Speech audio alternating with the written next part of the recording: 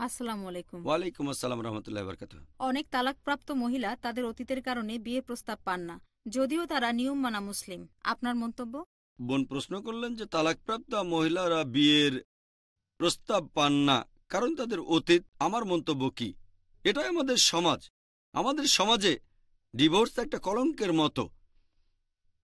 বর্তমানে আমরা জানি পশ্চিমা বিশ্বে ডিভোর্স খুবই কমন। ডিভোর্সটা এত কমন হওয়া উচিত না।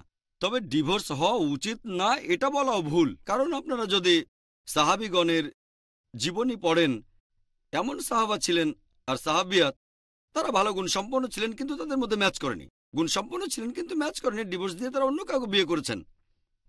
এটা কমন ছিল।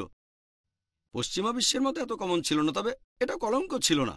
এখন আমাদের সমাজে এটা একটা কলঙ্ক। ও ডিভোর্স, আরেকজন তালাকপ্রাপ্তা মহিলার পক্ষে আবার বিয়ে করা, এটা একজন তালাকপ্রাপ্ত পুরুষের তুলনায় বেশ কঠিন। এটা আসলে আমাদের কালচার বোন। আপনি বললেন সে গুণবতী হলেও নতুন স্বামী পাবে না। এ ব্যাপারে আমি বলবো সে হয়তো গুণবতী আলহামদুলিল্লাহ অন্যের তুলনায়, কারণ সেখানে একটা কালচার আছে।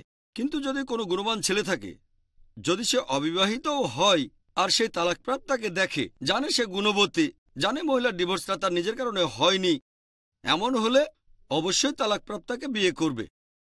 কারণ আমাদের নবীজি সাল্লাল্লাহু আলাইহি সাল্লাম শুধুমাত্র তার একজন স্ত্রী বাদে বাদবাকি সবাই হয় ছিলেন তালাকপ্রাপ্তা নয়তো বিধবা।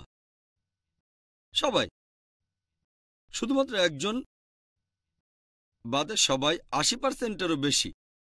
এটা আমাদের নবীজি সাল্লাল্লাহু আলাইহি সাল্লামের দৃষ্টান্ত। সে সময় এটাকে কলঙ্ক বলা হতো না, এখন কলঙ্ক বলা হয় কালচারের কারণে, ধর্মের কারণে না। আশা করি উত্তরটা পেয়েছেন।